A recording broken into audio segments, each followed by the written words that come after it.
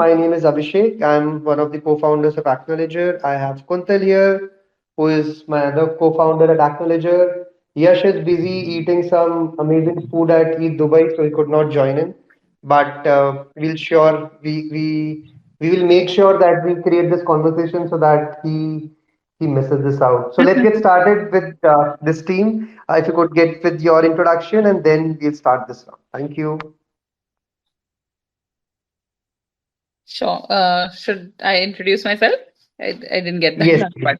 Okay. Yes. Hi, everybody. I'm Supreet Raju. I'm the co-founder at OneRare, and we're building the world's first food metaverse, which we call the Foodverse. And yeah, really happy to be here today. Sounds amazing. So what exactly is a food verse? This is a new concept which we have been seeing building up. So if you could explain us and in our viewers, what are you building? What is the objective of and how you came to this idea of creating this whole concept of food verse and one rare. Okay. So basically, the Foodverse actually brings the global food industry to Web3. We are not a replacement for the real life experiences of food. Of course, you have to taste your food and enjoy it. What we're essentially doing is that we're basically getting the food industry to the blockchain, allowing them to create digital experiences, digital collectibles, tokenize their iconic recipes and dishes, and then of course take that consumer from that virtual experience to the real world as well. So users will be able to swap their NFTs for real meals, and kind of enjoy food both in a real and virtual manner. So we've been doing this for 2 years now. We've recently been collaborating with a lot of brands. Yesterday, we have also announced our collaboration with Nestle Maggie. And so, with each brand, we basically work with them right now to bring them into our where users can actually collect ingredients and cook up dishes. So, in Maggie's case, there would be different dishes inspired by Maggie noodles and some of their other products. And people will be able to make these dish NFTs and take them further into more games that we have built out, like Food Truck Wars, where you can go battle against two other players using your dishes and win rewards. So it's a little bit mix of brands, gaming, metaverses, and then bringing all this food to the real world. Amazing. And how you guys, so I would really like to hear the story behind the idea, how you guys got this idea. What was that? And I call it the aha moment, which gave you this idea and you guys got started with it. So we actually started, like I said, so my co-founder is also my husband, and we were stuck in the pandemic, like everybody else in Jan 2021. The core idea, to be honest, for me started with OneRare because as a woman, I would say, or as a non very techie or a heavy gamer, I didn't really find a lot to do on the blockchain in terms of gaming or in terms of things that were interesting till NFTs came along. So I think that December, Jan was a hype period when crypto punks started doing very well. And so that kind of led me to think about projects that could be interesting for everybody, not just for a small niche segment. And so we came up with the idea of food because I think food is just something that all of us love. Everybody has an opinion, everybody has a favorite dish, something they absolutely will not eat for $1 million.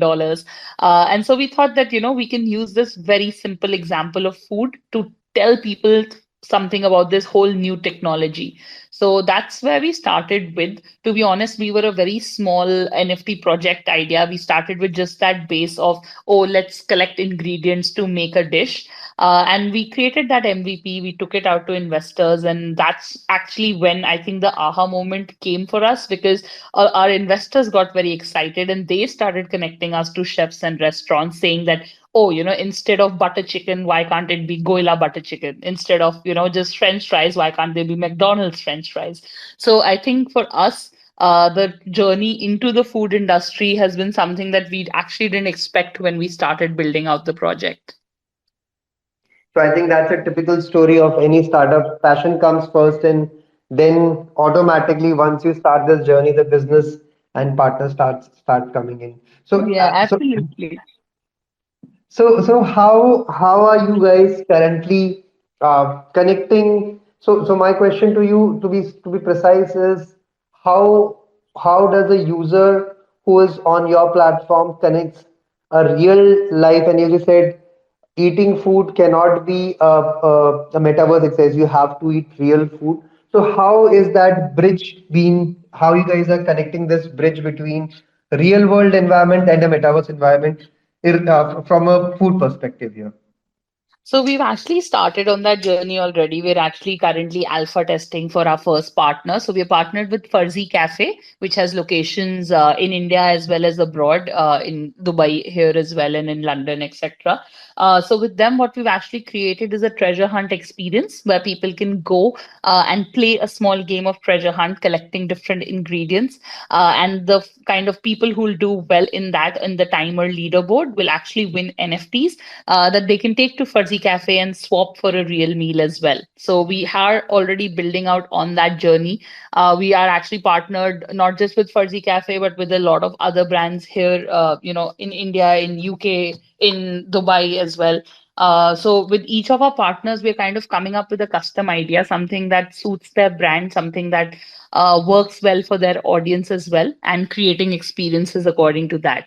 And like I said, for us, the goal is not just to reach the existing blockchain gamer and people who are already so aware. Our goal is actually to encourage new people and first time users. So for the last few months, we have actually worked very hard to make this experience better. So today you can log into OneRare and actually log in with just your social media, with just your Gmail ID. You don't need to set up a MetaMask wallet or have any crypto knowledge per se to be aware.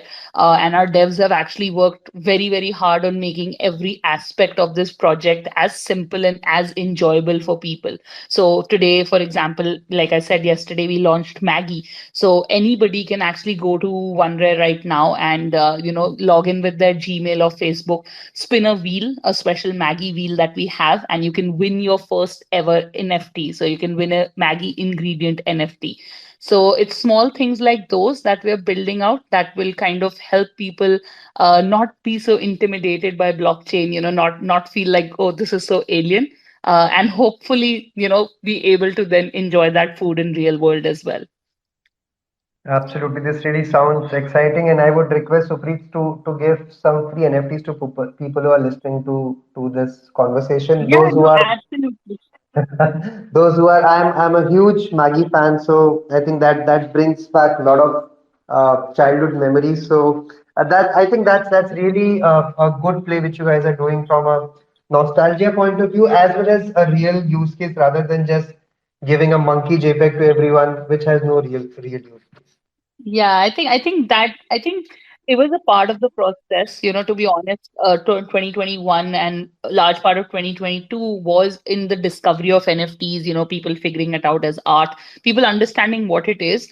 But as we go forward, especially here onwards, the utility of that NFT matters a lot more. And just making it more useful to people will actually kind of help more people be familiar with it as well.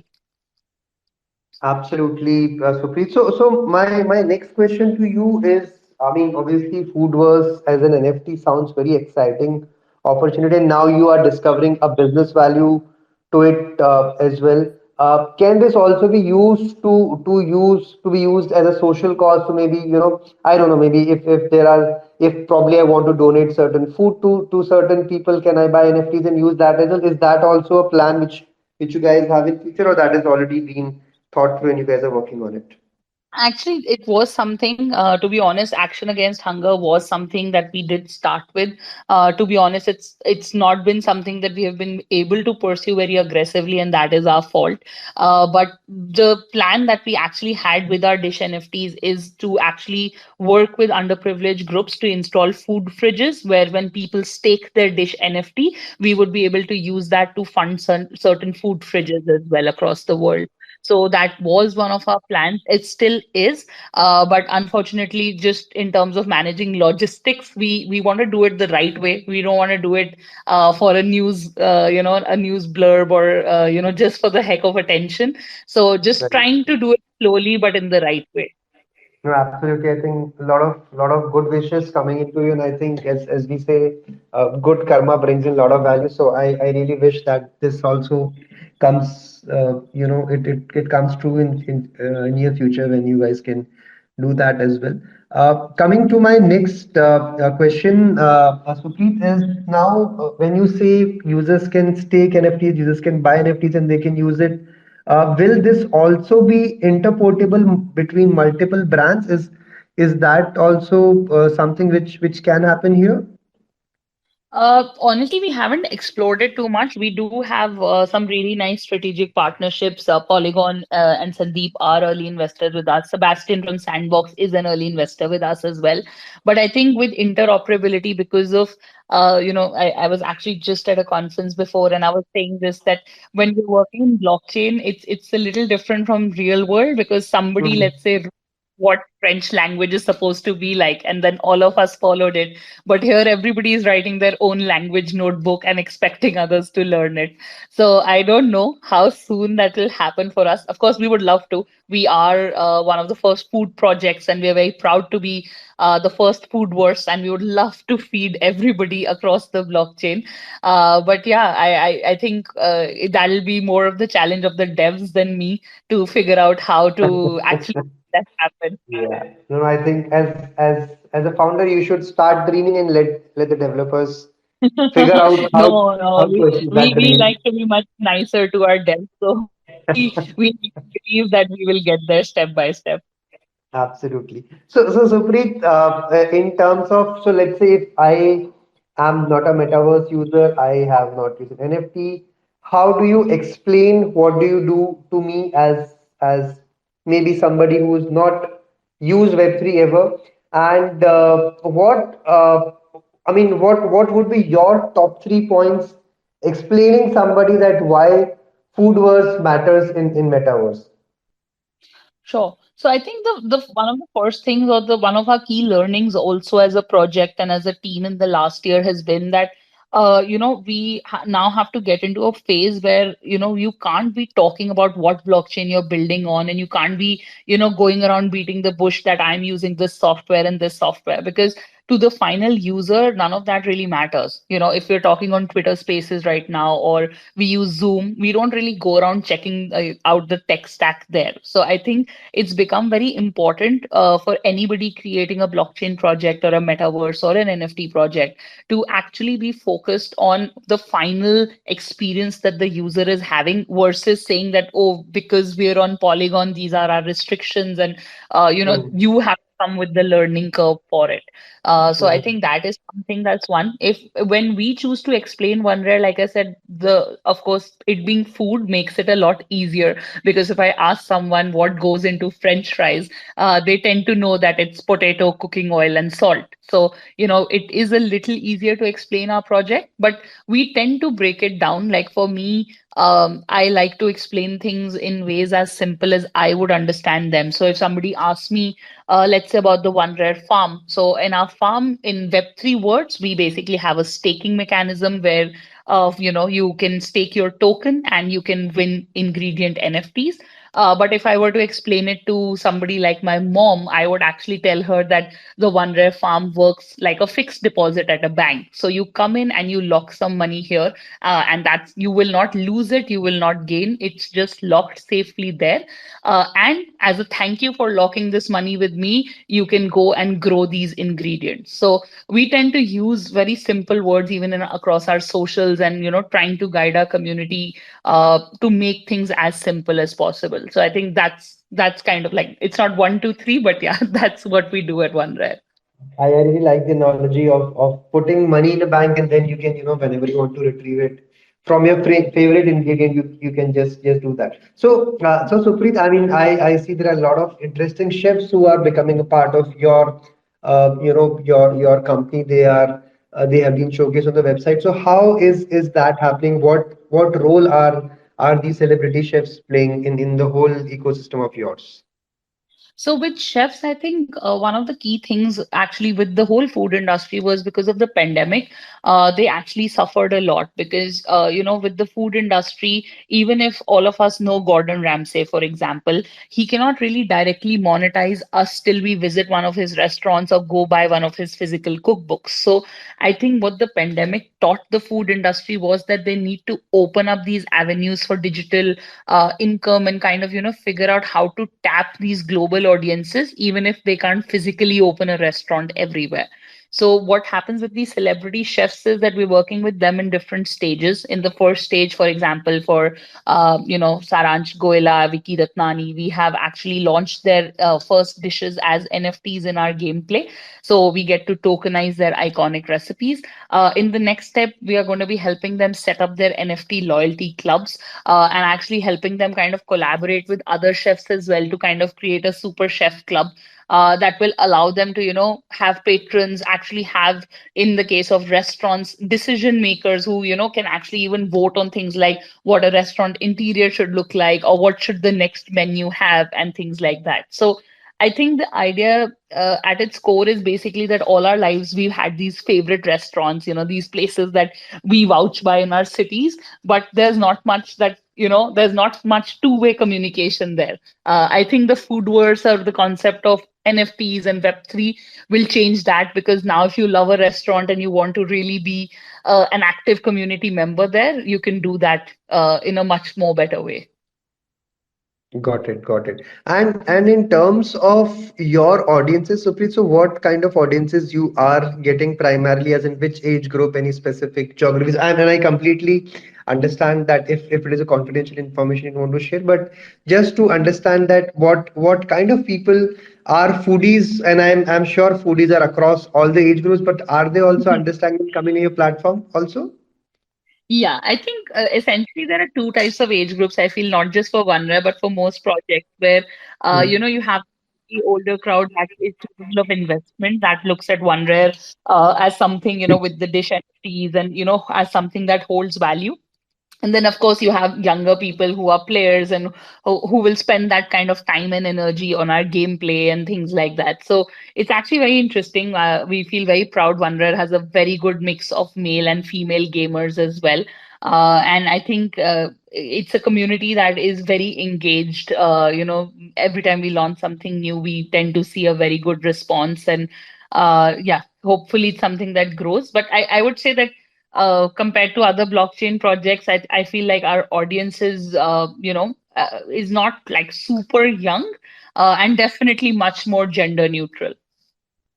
Understood, understood. And this is, I'm assuming, from all the geographies, or do you also have certain set of cuisines which are more popular in this category? No, actually, we tend to get requests from all over the world because everybody Mhm. has their own local food that they love. So we've actually ended up covering a lot of countries now on OneRare as well. And yeah, it's quite interesting to see because when we do, sometimes we have the strangest of media requests coming in from countries like Norway. I was just at a conference in Finland right now, so we tend to actually, like I said, everybody loves food, so we're very Yes. lucky to be across the world as well. Roti kapda makan is a basic necessity. So I mean, those guys who are not from India, not a Bollywood fan, this dialogue means simply food, clothing, and housing is a basic necessity, which definitely works everywhere. Awesome. So, what are the next plans, Supreet? Where do you see One Rare, and since you guys are the innovators in the foodverse space, where do you think the industry moving in the next 5 years? What are your dreams for One Rare and as an industry as well? Where do you think things moving from here? So I think, of course, we are at a low point in terms of the Web3 industry. Things are slow, no doubt about it. Even I am in Dubai. I know Eats Dubai is going on at the moment, but it's actually a great time to build. I think whoever can and whoever is capable of just hanging in there right now should be focused on building. And I think for us at OneRep, because we are bringing a traditional industry into Web3, our hope is to just keep educating the food industry, keep educating new players on how they can make that transition. Next month, we are actually also launching Papa John's, which is a big brand for us, to bring as a pizza festival partner for us. So at OneRare, hopefully over the next 5 years, you will be seeing a lot more food partners, a lot more interesting food games. We actually have our second game is about to launch next month, and followed by another game within this year, both of which are very exciting and very dear to us. So yeah, hopefully over 5 years, OneRare's status as the food wars will be completely cemented, and we would be successful in opening up the food industry to new marketing avenues as well as new monetization avenues. Got it. And Supreet, so I'm sure you are talking to a lot of big brands across the globe who are into food industry. And I obviously don't want you to take any kind of names, but overall, what are the sentiments in these brands? Are they open to this idea, or are they still finicky about it, or they are experimenting? So what has been your experience in since you started Foodverse, and while you're talking to all these brand managers from multiple food brands here? So actually, I think we can key divide them into two parts, or maybe three. The first is, of course, people who are already quite aware. So we ended up, like I said, our investors were introducing us to chefs, and they actually did a lot of outreach. And sometimes restaurants and businesses have reached out directly to us. So in those cases, they're usually quite aware of what is going on. Some of them actually hold NFTs already, which makes their learning curve very less. On the other hand, there are some who've never even bothered to, check out the full form of what an NFT means, where we try to handhold them a lot and we try to really help them understand the process and understand that, as their tech partner, we can ease some of this for them. Of course, there are skeptics. I will not deny that. There are skeptics about Web3 across industries, across the world. But for me, I think the way we say it is it's no longer a matter of, yes or no, whether your business will be here or not. It's only a matter of when it's here. Because 10 years ago, people looked at Instagram and they kind of, thought it's a fad for teenagers. And today, people start assuming a business will shut down if it's not on Instagram. So I think it's with the Absolutely. metaverse, with NFTs, it's going to be the same thing where the early movers, like if you check out our early partners like Saransh or Vicky Ratnani or even Maggie today, they're making news because it is a big deal to do something today. In another 2 years, even if the biggest player comes in, I think it won't really even make news, to be honest. It'll be like me telling you that, oh, Domino's made an Instagram profile today. Like you Mhm. wouldn't really bother with it. Correct. No, I completely resonate with your thoughts. If somebody does not has a early more advantage at this stage, probably it will be too late for them to get into NFT, and by that time, a lot of market would have been already captured by their competition. Talking about competition, Supreet, so who are your a broader competition? Whom are you competing with? Who are the major players in this category currently? So in this category, we actually don't. I mean, we're very lucky, touch wood, but we don't really have any competition at all. There is no other food-based project, at least that we have come across, or that is building out what we are. So yeah, so I mean, in general, and to be honest, like I said, for us, firstly, in the spirit of Web3 as well, but like I said, so Sebastian and Sandbox is an investor with us, so we don't really look at any other metaverse as a competition to us because we are food specific. We are not building a consumer metaverse. It's going to be a very brand oriented metaverse that we are creating, which is more business based. So yeah, for us right now, touchwood, we seem to be in a good space right now, and we're hoping to just build this out and bring something new to the blockchain. Absolutely, absolutely, Supreet. And my last question to you, Supreet, I mean not last, maybe, yeah, but one of the last questions is what stops a brand from creating their own metaverse and get into it? So what are your views? It so my I'm trying to take an analogy from let's say probably 10 years back as an Amazon, when brands were going on a marketplace like an Amazon, but then eventually they started creating their own e-commerce websites. Obviously, I know that Amazon, the kind of traffic, the kind of brand awareness Amazon has cannot be matched by any other smaller brands. But is do you also see that as a possibility going in future? And how will it impact your business model if it happens? I think, I mean, the last part first, I think business models are meant to iterate and, meant to adjust to what is happening in the market. So I'm sure that when we see that movement, we will be able to gauge what works for us. But I think the biggest deterrent or the biggest I mean, what stops a brand from coming onto the metaverse directly is simply the technology, because it is extremely hard to build on the blockchain. All of us who have been founders or builders know the pains of even coming from testnet to mainnet. So I think it's currently at least fairly hard, and that's where we come in, because we've actually burnt ourselves through fire, and our devs have seen every possibility, and rode out that those storms to figure out the tech stack for it. I think brands have in the past tried as well. We actually have a lot of brands that have told us that, oh, we were trying to make it on our own and we couldn't, or we just didn't know what we were making.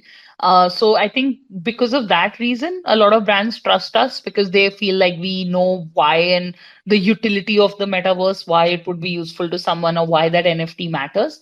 And yeah, of course, eventually it will be healthy, I think, for brands to be also building out their experiences and figuring out. We actually intend to be more of a metaverse builder for brands rather than being a service provider. So Hey guys, I just got a message from Supreet. She's unable to join in. So we'll finish this spaces, and thank you everyone for coming in. We will upload this conversation on our YouTube channel, on our podcast, so you guys can have a listen to that as well. Thank you for joining in. Have a good day.